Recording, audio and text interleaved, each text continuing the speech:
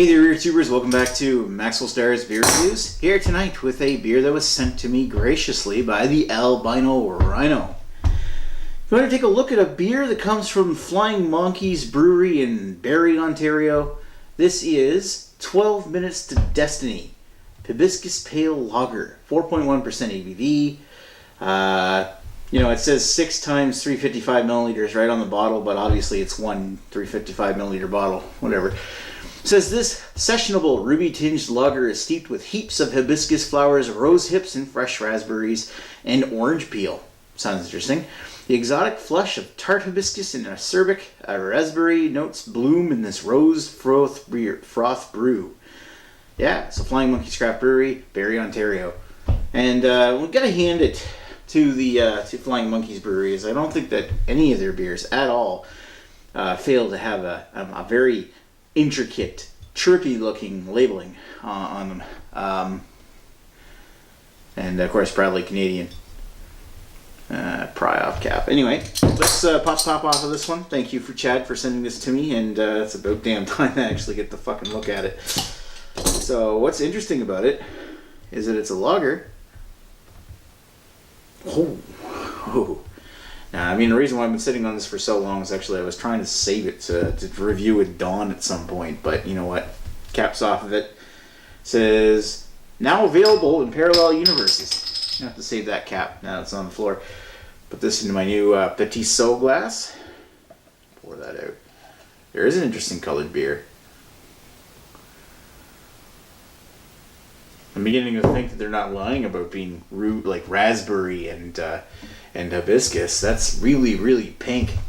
It's like it's not quite red. It's like a mix. It looks like what it should if it's got real real fruit juices mixed into it.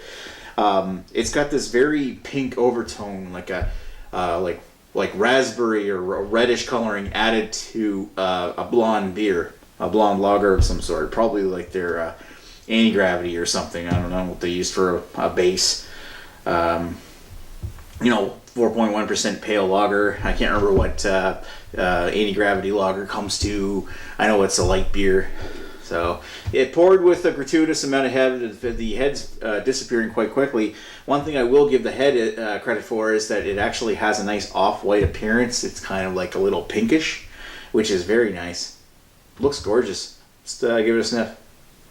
Whoa. Oh. Tons of fruit juice. What did they say was in this? Rose hips, yeah. It's very floral. You get the strawberry, raspberry. Yeah, raspberry. Get that label away from me. I don't want to read it during my review.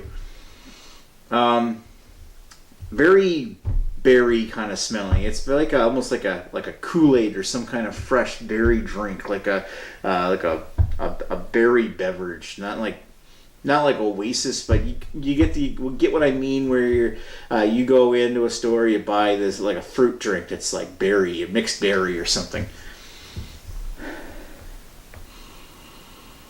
And I smelled hibiscus numerous times and other things, and it's got this very rosy kind of tart kind of smell to it.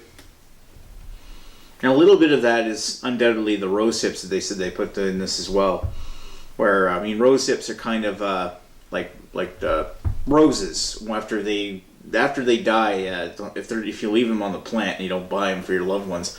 Then they actually, as soon as they're pollinated, and they'll actually grow into a fruit. And these, you'll see them on a rose bush at the end of the summer, where you see these like little bulbs, like reddish bulbs, and they're actually a relative of the apple, from what I've heard. But they're like a little fruity kind of fruit that tastes the similar profile to like what the smell of a rose is in the summer, and that's coming out in this as well. And it smells like an inviting fruit beverage. It's a very, very fruity smelling beer. I actually really like the smell of that. Let's put it on the hatch. Cheers.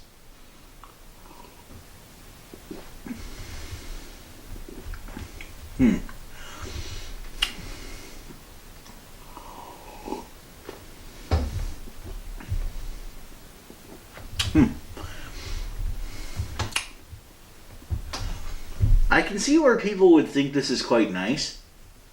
When I was sniffing that beer and sniffing something that smelled quite that sweet, I was kind of expecting something to get a lot more sweeter in the taste. But as is, it's not super sweet. I mean, it's almost...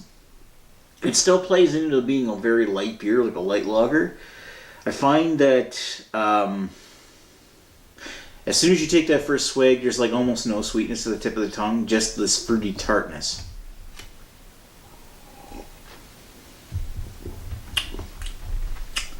It almost reminds me of like the that fruity tartness and tannic quality that you would get out of like a Flemish red going down the back, but it's much lighter and thinner. It's not like very pronounced, but it's similar in profile to what like a Rodenbach would have. It's very tasty, but it's not as sweet as I was expecting, which may or may not be a good thing. If you were to looking to session this beer, you know, having something super sweet is not what you want. All I'm trying to say is that the level of sweetness that's actually in the beer does not parallel what was in the smell. That said, it's very tart. It's very tannic around the tip of the tongue. The flavors have kind of faded so that they're not really distinct from one another. Yeah, it's got this tannic raspberry. The hibiscus is also very similar to that. And so is the rosehip. They kind of blend together in one mainly tart, tannic kind of experience. And by tannic, I mean like that sharp tartness that you would get off the skin of a berry, especially a raspberry. I mean, the biggest dominant flavor I get in this is just like a very tart raspberry. But it's nice. And it also finishes very clean and dry on the back, leaving a lingering raspberry tartness. And when you think about it, I think what this really... It does exactly what I think it's trying to do.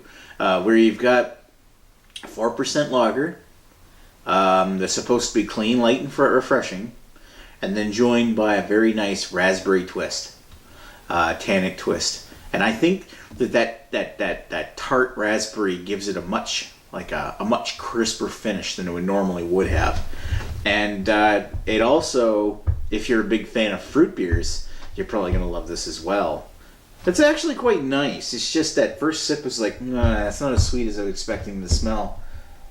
If there were a sweet in the body as in the smell, I think that it would have been like as sweet as like a Moosehead Radler or something. Whereas this clearly isn't.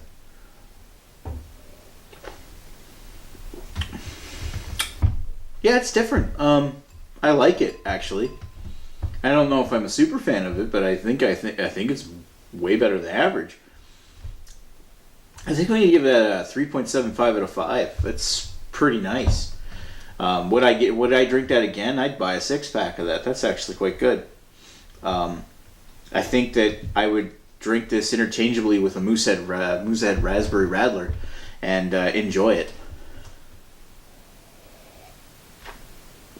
I mean, the two beers kind of remind me of each other, but this one's probably, significantly more expensive. This somehow showed in New Brunswick at some point. It probably cost like $17, $18 a 6-pack. But is it interesting to try? Yeah, it would be. And I would drink a couple of these around a campfire or something on a summer day. It's actually quite tart and refreshing. So, 3.75 out of 5. Thank you for watching Maxwell Starr's beer review of 12 Minutes to Destiny Hibiscus Pale Ale from Flying Monkeys. Thanks, Albino Rhino, for sending me this bottle, and we will chat with you folks later. Cheers.